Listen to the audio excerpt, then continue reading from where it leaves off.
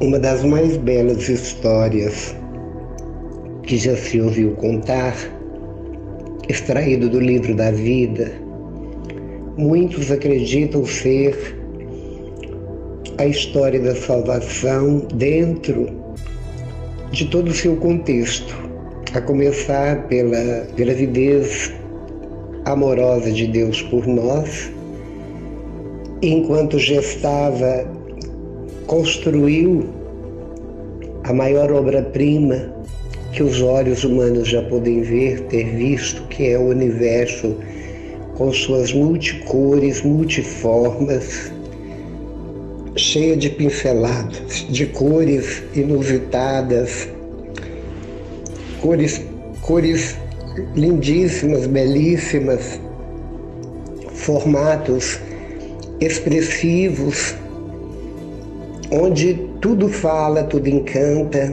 tudo respira, tudo é vida, toda a natureza encanta os olhos de qualquer poeta, de qualquer artista plástico, pintor e de qualquer sensibilidade humana. E tudo isso para colocar o homem para ter este paraíso, ter este Éden onde ele deveria ser literalmente feliz, porque tudo que Deus colocou ao redor do homem foi para trazer e estender a ele uma felicidade plena, o próprio céu.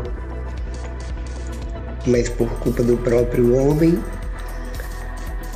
o pecado entra e desencadeia sobre todas as gerações posteriores a maldição do pecado original, que culmina com a vinda de Jesus, que veio para apagar toda a nossa mancha pecaminosa com seu sangue, com suas palavras, com a sua misericórdia, com seu amor, com a borracha da misericórdia, que é seu próprio coração sensível e apaixonado pelo homem. Mas quando nós chegamos aí neste ponto que chegou a plenitude dos tempos, nós elevamos nosso pensamento a Jesus, porque eu, Luiz Gonzaga, eu prego Jesus Cristo encarnado, a paixão, a ressurreição e a sua ascensão e glorificação dele. A minha pregação sempre se baseia em todo este ciclo que Jesus, o meu Salvador, aquele que eu sou literalmente apaixonado por ele, por este amor que eu tento retribuir com a minha conversão no dia a dia, para demonstrar a ele que eu agradeço do fundo do meu coração, com minha própria vida, tudo aquilo que ele fez, não só por mim, mas por toda a humanidade de todo tempo e lugar. Nós vemos que a trinitariedade divina é o Pai, o Filho e o Espírito Santo. É uma família, e toda família ela é constituída numa só carne. Ela é uma só, com várias pessoas, porque todos possuem o mesmo sangue, uma plugação de dois seres, o homem e a mulher, de onde deriva pelo amor toda a prole, e ali se torna um, porque uns morrem pelos outros, dão a vida uns pelos outros, se trabalham em favor uns dos outros. Tudo se torna sacrifício leve uns por causa dos outros. O amor existente, embora com tudo aquilo que nós sabemos de atritos, conflitos, desencontros, decepções, porque a família não é perfeita, mas é a maior bênção que Deus nos deu, e exatamente porque o Pai está com o Filho e o Espírito Santo é toda ligação de amor entre ambos. E este amor que nós temos sanguíneo, ou este amor pelo nosso relacionamento de vivermos juntos sob o mesmo teto, oriundos do mesmo útero, oriundo do mesmo esperma paterno, nos leva a ter um amor quase que inconsciente, consciente e inconsciente.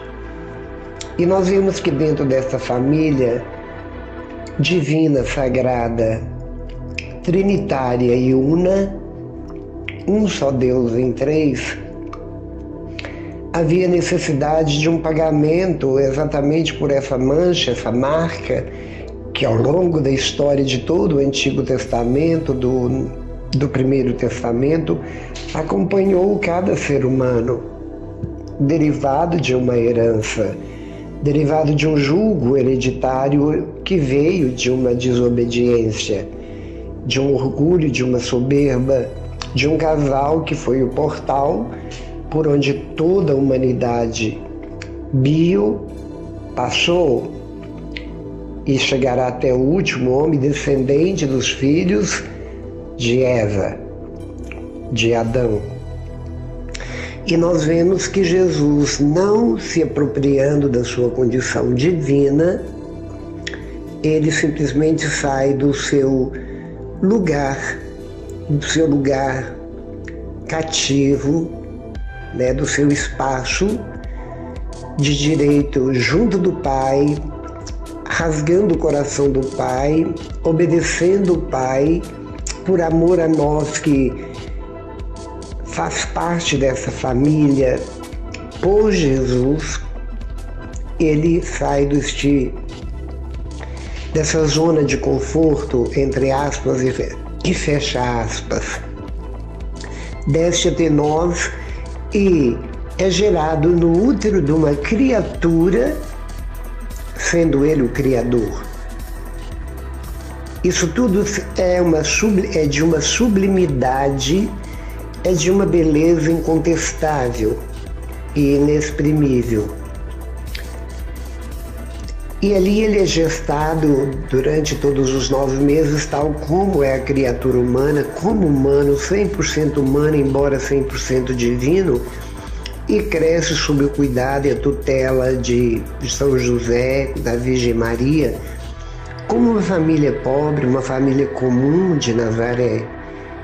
E na medida que ele cresce, desenvolve-se a sua inteligência, desenvolve toda a sua potencialidade divina, idem por buscar constantemente, ininterruptamente, tudo aquilo que pertencia exatamente ao Pai, o céu. Deslumbrado com a criação e elogiando a criação, contemplativo de tudo que foi criado e sempre falando do Pai. E aos 12 anos, quando ele teve, de certa forma, uma certa autoridade, ele diz com toda clareza: eu devo ficar na casa do Pai. Não se referia absolutamente ao pai adotivo São José, e mesmo que se fosse um pai biológico, mas ele referia ao Pai, e mostrando com o dedo indicador o Pai, para que todos nós também pudéssemos ver naquele gesto que temos apenas um Pai, o Pai com P maiúsculo, e que todos os pais terrenos são utensílios, são pessoas possuídas de todos os sentimentos que são semelhantes ao Pai em tudo aquilo que representa a paternidade humana. Ele usa do pai e da mãe exatamente para ter um cuidado, um zelo, amor e dispensar tempo, paciência com a prole, com os filhos, até que eles emancipem. E mesmo assim, enquanto vivemos por mais tempo, por mais séculos que vivamos ou décadas que vivamos, nós sempre estaremos plugados nas nossas genitores. O pai e a mãe nunca sairá de nós, nunca, porque temos e carregamos dentro de nós os seus DNA, carregamos na memória, carregamos na lembrança, caso eles já tenham partido para a eternidade, para junto do Pai, que é Pai deles também, como é meu e dos meus filhos, dos filhos dos meus filhos, e assim toda a minha ascendente e descendência. Nós vimos que esse gesto de amor do Pai é um gesto que nenhum pai terreno faria ou permitiria que um filho fosse sofrer tudo aquilo que Jesus sofreu simplesmente para salvar uma humanidade perversa, desobediente, de nuca de bronze, de testa de ferro. Ao contrário, tentaria salvar o Filho de todas as formas. Por isso que dentro da tradição verbal, São José faleceu antes da paixão de Jesus, porque ele não suportaria, como homem, como pai adotivo de Jesus, ver todo aquele descarrilhamento de maldade sobre Jesus. Ele avançaria, ele morreria, mas ele tentaria com todas as suas potencialidades humanas salvar o Filho da cruz, salvar o Filho daquelas ironias de todos aqueles soldados. E voltando, nós vemos que os passos de Jesus, desde uma pequenina cidade até quase desconhecida, anônima, Nazaré, ele frequentava desde criança o templo de Jerusalém, que era a cidade do grande rei, a famosa Jerusalém, a terra do grande rei. Sempre frequentando, porque ali tinha os pergaminhos onde estava escrito toda a história, desde Adão até o momento em que ele veio.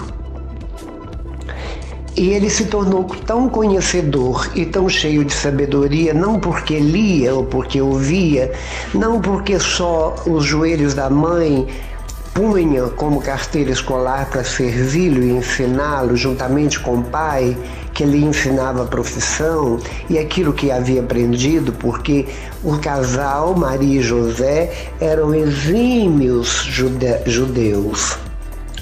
Eram religiosos, eram cumpridores de todos os mandamentos, eram cumpridores de todas as obrigações religiosas que a religião judaica exigia naquele tempo. E claro que eles passaram, como se é praxe, repassar aos filhos a herança religiosa que recebemos dos nossos pais, que receberam dos nossos avós, bisavós e assim por diante. Mas Jesus, ele não perdia tempo.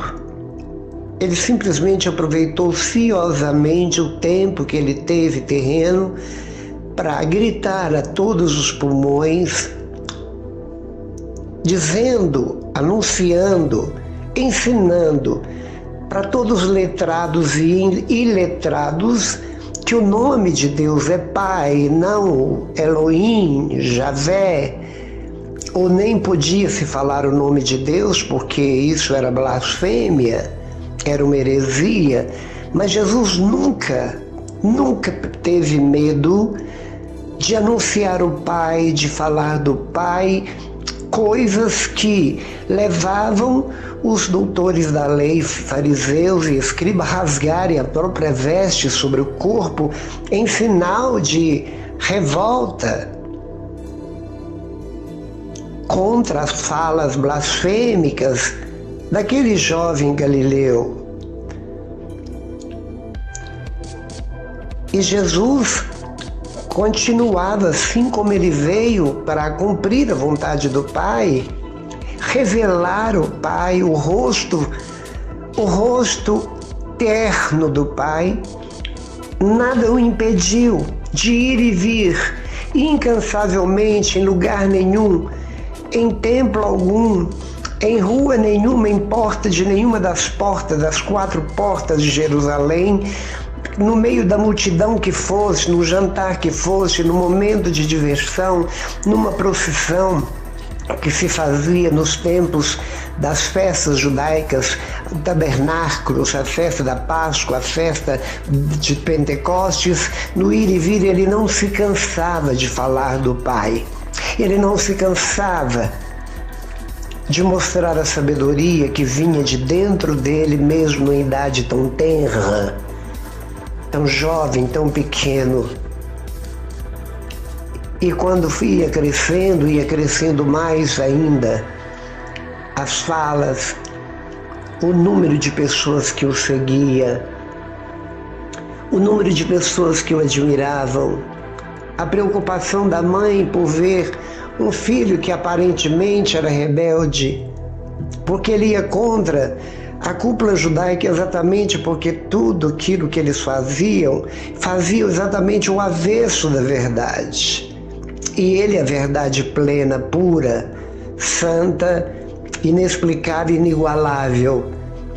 Por isso ele não teve coragem de falar a verdade, tanto que tantos que falaram a verdade de Deus foram degolados, foram crucificados, foram martirizados, foram picados, foram mortos e devorados por feras famintas, foram colocados em postes com betume e incendiados, foram lançados a fogueiras, enterrados vivos, enfim, todo tipo de martírio.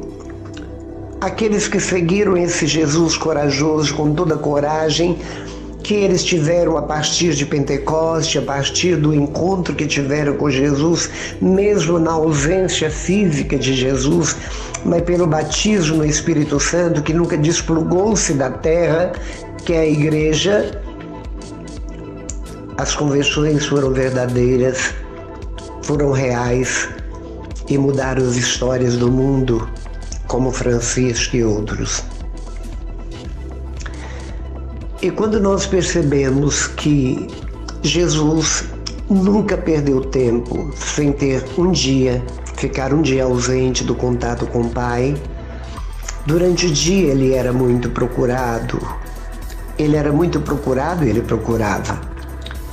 Ele era procurado pelas ovelhas gordas e viçosas, e ele ia também à procura das ovelhas desgarradas, rebeldes, as ovelhas negras do rebanho, exatamente para puxar-lhes a orelha, no sentido de abrir os ouvidos, para atingir o tímpano dos corações das ovelhas, qual era a verdadeira verdade.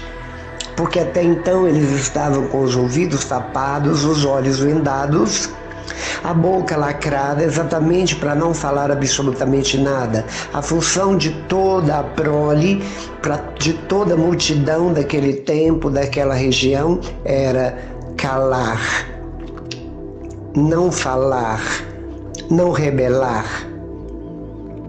Era simplesmente obedecer a toda maldição de ávaros, de egoístas e, acima de tudo, ambiciosos, cegos, doentios pelos impostos absurdos que todos tinham e deveriam pagar.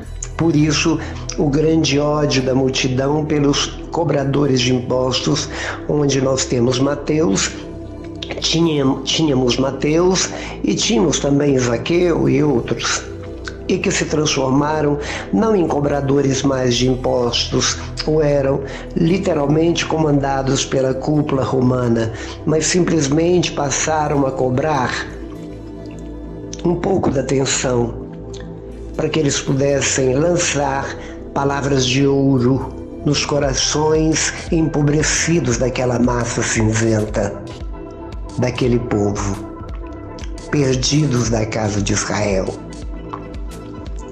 E Jesus formou seu pequeno grupo, seu pequeno exército, cumpriu em plenitude todos os mandamentos pela obediência à hierarquia religiosa, porém o seu coração tinha outro caminho, caminhava em outros caminhos.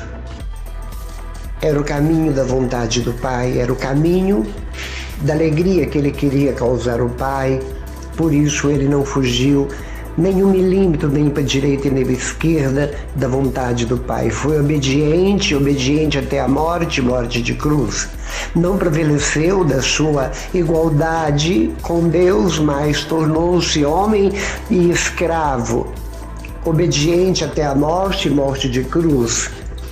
E desceu à mansão dos mortos para ressuscitar e se elevar e estar na glória sobre toda a humanidade como um azul do céu, para nos encher de amor, para fazer chover sobre bons e ruins. Porque é o Deus que entende, é o Deus do entendimento, é o Deus da compreensão, é o Deus que extrapola toda a justiça para fechar com a misericórdia. E quando vemos que o tempo de Jesus cumpriu na terra, depois que ele deixou os seus seguidores, que deixou cristãos, não cristinhos, mas cristãos, ele ainda disse que o Paráclito ainda viria, para eles não saírem, porque é junto na comunidade que recebemos, para eles ficarem esperando até o dia da festa de Pentecostes. Então, sim, as flechas incendiárias que desceu do céu pelos anjos, arcanjos, querubins e serafins, as línguas de fogo que desceram pela explosão do abraço saudoso do Filho no Pai, incendiou o coração daquele pequeno grupo, que tinha como função incendiar, jogar combustível, o combustível da palavra de Jesus, o combustível do ressurreto, o combustível da verdade, o combustível da lembrança que faziam lembrar todos os milagres, ressurreição e tantos outros milagres impossíveis daquele tempo que Jesus realizara, não para dar espetáculo, mas para mostrar a grandeza do seu poder, que ele podia muito além, porque ele tinha compaixão dos que eram aleijados, que eram desplugados de saúde, ou que estavam mortos, ou doentes, ou coisas do gênero, o que ele não poderia fazer com toda a humanidade, mostrando assim que era também Deus. Não escondeu nada, revelou de público que ele e o Pai eram um, que toda a autoridade que ele tinha, vinha do Pai, era oriunda do Pai, onde mais raiva, mais grito davam os doutores da lei, os hipócritas, os fariseus hipócritas, os doutores da lei hipócritas, e assim por diante. E é interessante que a perseguição aos que seguem Jesus, ao próprio Jesus, plugado no coração de tantos, continua sendo perseguido até hoje. Mas ele disse, ele profetizou que no mundo havereis de ter grandes aflições. Ele não falava só para a primeira gestação dos apóstolos, mas ele falou para todos até os confins do tempo e disse, mas as portas do inferno jamais prevalecerão contra a minha igreja, porque a cabeça será sempre eu. O motor que vai vibrar, empurrar, fazer navegar nas águas do amor do Pai sobre o mundo, com autoridade acima do mundo, porque o mar significa o lugar do mal, onde Jesus andou, pisou sobre o mar, dominando-o. A igreja também navega. Ela tem que navegar sobre o mundo, por isso tanta autoridade ela tem, embora o mundo conspira, uma grande parte do número conspira contra uma porcentagem mínima. E graças a Deus moramos num país extremamente religioso, embora peneirado, todos os que praticantes da religiosidade sobrarão poucos, porque são poucos os santos que são elevados aos altares, e nós precisamos ser santo como Jesus é santo, como o Pai é santo. O próprio Jesus nos deu essa ordem. E ser santo é ser curado do medo, principalmente, de se revelar como cristão, se revelar como seguidor de Jesus. É não negar essa verdade, é fazer o sinal da cruz com reverência diante da igreja em qualquer hora do dia ou da noite. É não ter vergonha de entrar na igreja e ficar ali ajoelhado, ganhando tempo, não perdendo tempo no dia. É não ter vergonha de carregar um texto na mão, de debulhá-lo, de pôr esses adereços religiosos no carro, frases que diz respeito ao amor maior que é Jesus, sem medo de, por causa do respeito humano a outras religiões. Todas elas demonstram e exibem a própria religião e se orgulham dela, e por que nós não? É claro que Jesus foi humilde, é humilde, mas a nossa humildade nos leva a dizer que nós somos seguidores do gadareno, do homem do cabelo longo, do fracassado da cruz, do machucado que não fez nenhum movimento para se livrar dos algozes, das chibatadas, dos cravos perfurando-lhes os membros, da coroa de espinho que cravou no seu crânio, dos murros, dos pontapés e, acima de tudo, do despilo, de xingá-lo e de dizer, desafiando: se és filhos de Deus mesmo, então desce da cruz. Ele aceitou absolutamente toda sorte de humilhações, de fome, de sede, com o olhar manso como o olhar do cordeiro, que é o mais manso dos animais, e ele foi o mais manso de todos os homens, e só aceitou ficar acima de nós porque ele foi cruelmente cravado no alto da cruz.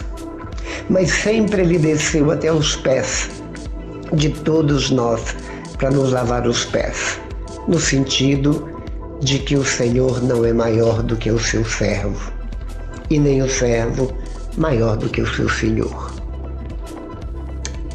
Ele vem mostrar que no mundo somos todos iguais, e ele vem se igualar a nós no amor, na humildade, na bondade, na misericórdia, sem buscar um canto, um recanto luxuoso, sem buscar nada, absolutamente nada que o ladrão roubaria, que a traça comeria, que a ferrugem destruiria. Não, ele não buscou nada. Ele dormia na grama, ele dormia no casco de navios, ele dormia na orla marítima, ele passava a noite entre as pedras e as rochas das montanhas, sempre falando com o Pai, se alimentava quando lhe dava jantar, aqui e acolá, principalmente nas casas, na casa dos seus amigos, porque ele foi de aprofundar relações afetivas profundas com Maria, Marta, Lázaro e muitos outros. Como diz João, não cabe na Bíblia dizer, nem há necessidade, são exemplos.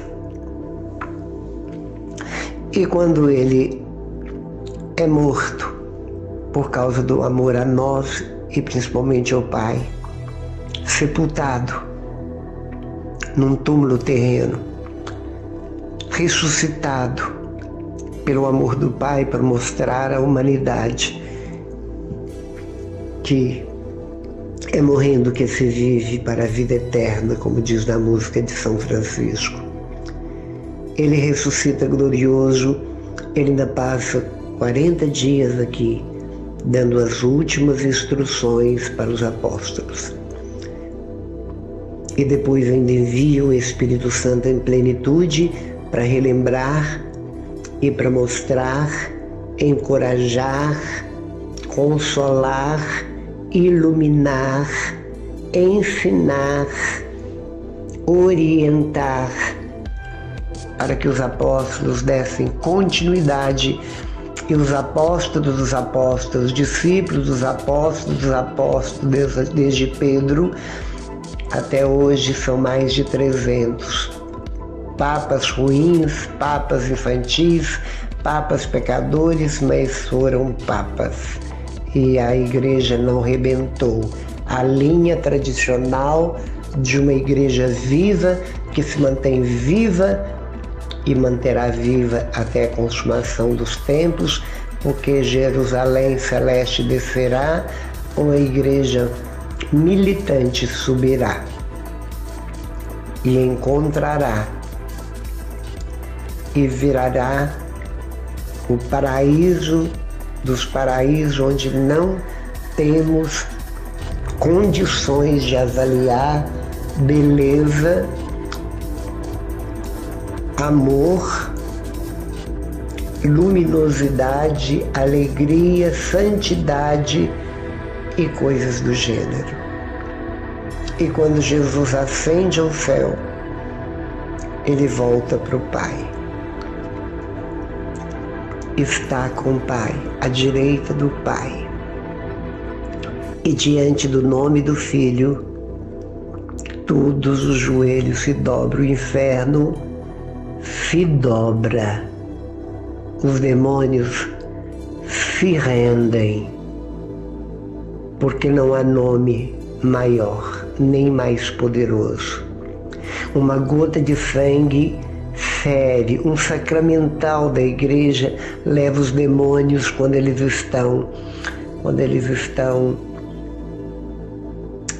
em posse de alguém, leva-os a berrarem. A imagem de Nossa Senhora chegando no rosto do que está possuído, berra-se o demônio dentro dele.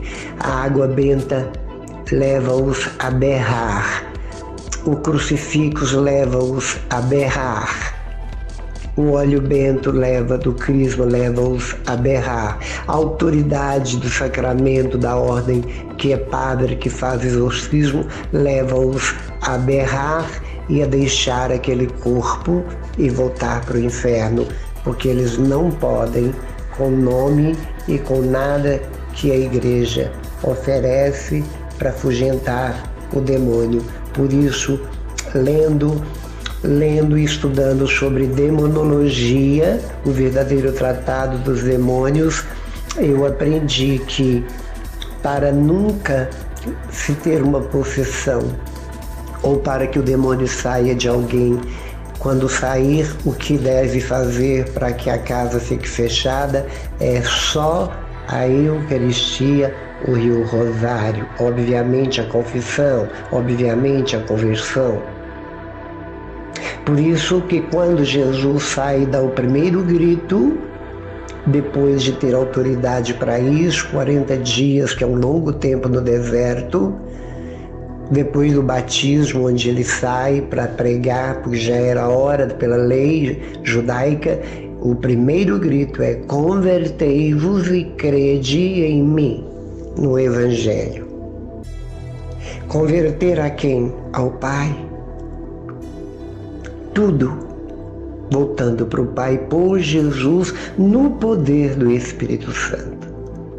Por isso, hoje, sendo o Dia dos Pais, vamos dizer que todos os dias o são, amanhã será, depois da manhã, porque Pai será sempre Pai. E quando nós falamos em Pai, eu estou falando do Pai Celeste, do Pai com P maiúsculo, do Pai que nos deu nossos pais biológicos, do Pai que nos deu absolutamente tudo, a vida, nos deu o mundo, nos deu condições de sobrevivência e nos dá uma condição de estar na moradia, no banquete eterno com Ele, no céu, onde nós veremos Ele tal como Ele é. Porque Jesus nos permitiu, Jesus abriu as cortinas. A morte de Jesus foi para que a cortina se abrisse lentamente e fosse desvelado o rosto do Pai. Ele precisou de passar por tudo aquilo que eu falei anteriormente para que nós pudéssemos ver o Pai. Caso contrário, não veríamos jamais. Seria o rosto do demônio, a cara do demônio, aliás, que veríamos. Então é por isso que nós temos que nos converter ao Pai. É por isso que nós temos que ouvir Jesus: convertei-vos. Eu sou o caminho, a verdade e a vida, ninguém vai ao Pai senão por mim. Jesus está dizendo: voltem para o Pai através de mim. Eu sou a ponte, eu sou o caminho, eu sou a verdade, eu sou a vida enquanto na terra, para que vocês sejam alimentados. Eu sou a babá de vocês. Eu sou o cuidador de vocês. Eu sou o professor de vocês. Eu sou exemplo de vocês, eu sou mamãe de vocês, eu sou alimento de vocês, eu sou água viva de vocês, eu sou a luz para que vocês não tropecem de vocês, eu sou a videira onde dou para vocês o alimento do ramo, eu sou o pão que contém todo o sabor. Eu sou o leite e o mel, que nasci na terra, prometido aos pais antigos, antepassados de vocês. É por isso que eu peço, abre o coração para aceitar o Espírito Santo, porque por ele, dar a ele o volante da sua vida, porque você está agarrado no volante da sua vida. Eu vou onde quer, nós vamos onde queremos, e eu te pergunto, e para onde nós estamos indo? Para a missa? Se faz frio, eu não vou à missa porque ele está fazendo frio, mas se fosse para uma balada, eu iria tranquilamente, até pelado, com roupa decotada, com cara e coragem. Agora, para ir para a igreja não está fazendo muito frio. Ah não, padre, fala demais. Ah não, santo não é para mim não, é para outros. Se estiver chovendo, se eu tiver de encontrar com a namorada ou vice-versa, eu sairia debaixo de chuva.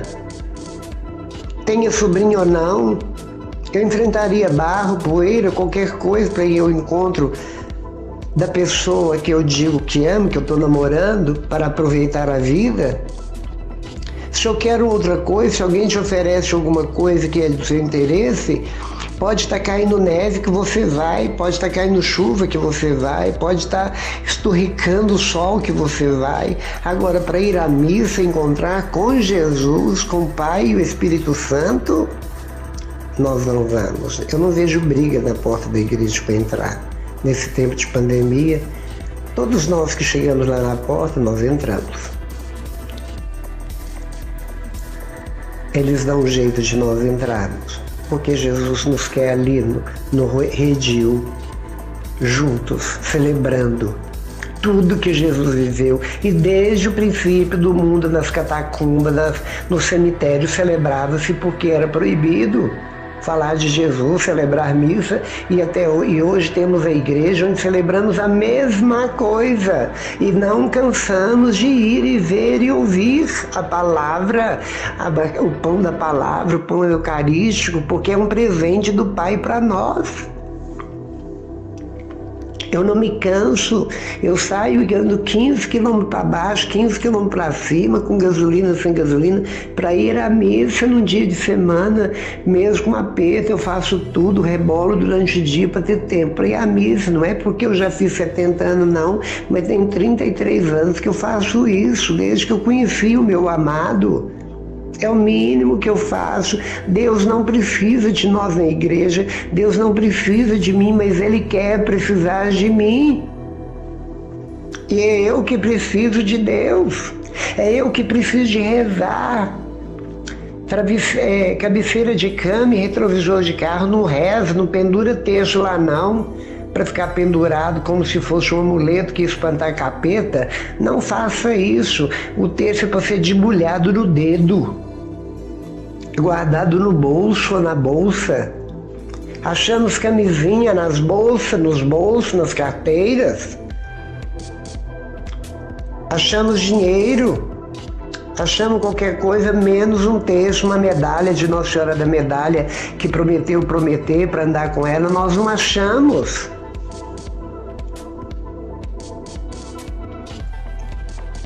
Deus quer um presente de nós.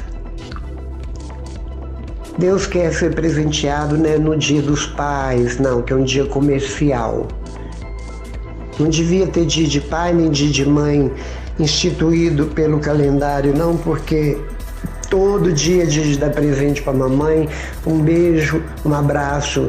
Oi mamãe, te amo, papai te amo, um abraço. A gente não se cansa de abraçar, não existe canseira de beijar, não existe canseira de pegar na mão, de pedir bênção, papai, mamãe. Não existe. Deus deu autoridade para eles nos abençoar. E nós estamos perdendo muito, porque nós chamamos nossos pais de você, nós medimos com o pai e a mãe, nós brigamos com o pai e a mãe, nós fazemos o que queremos na casa dos nossos pais, nós entramos com o namorado e namorada pro quarto, fechamos a porta, fazendo dali um motel, nós não respeitamos o pai e a mãe, eles ficam caladinhos porque eu não sei o que é que eles pensam, mas o que eu penso disso é que a minha casa não é motel, que eu sou cristão, que isso Deus não gosta.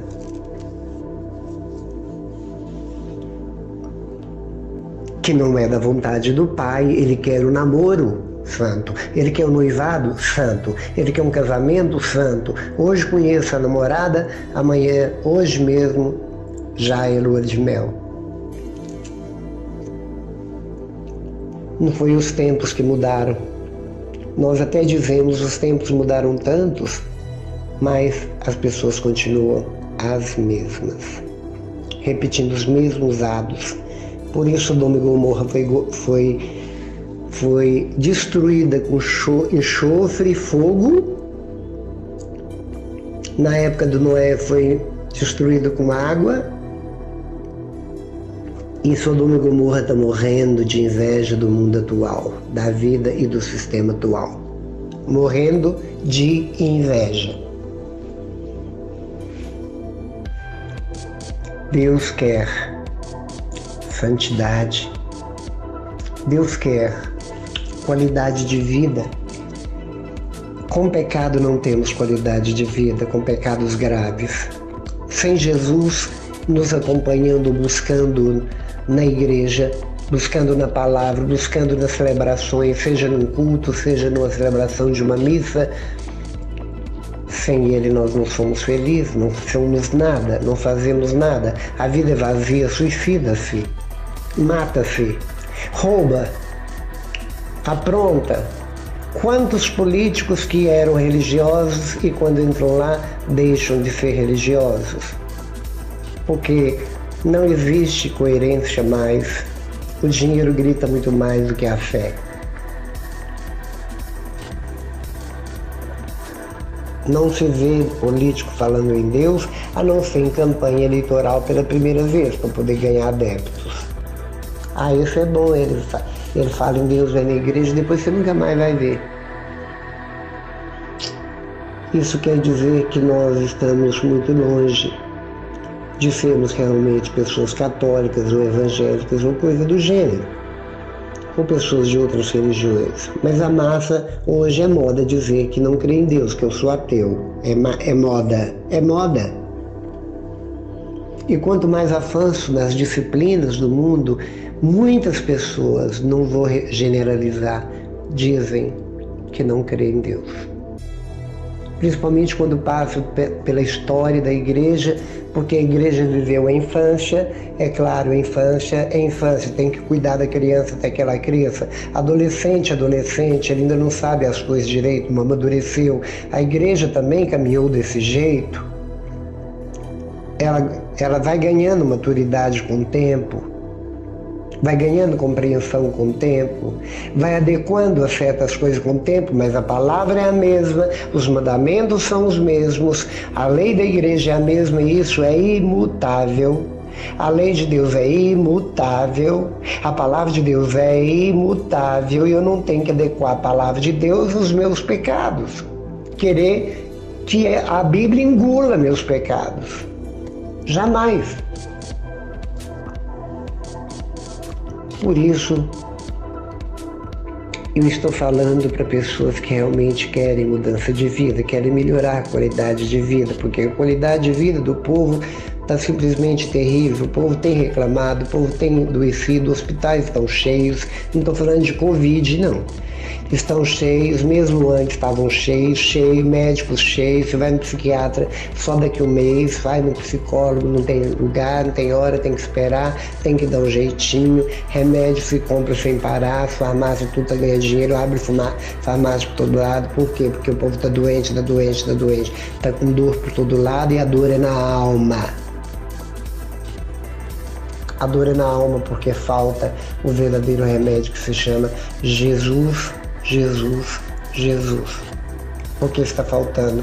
Deus Pai. Está faltando o Espírito Santo de Deus. Está faltando uma vida de temor a Deus, de ter medo, muito medo, não do Covid, mas de não fazer a vontade do Pai.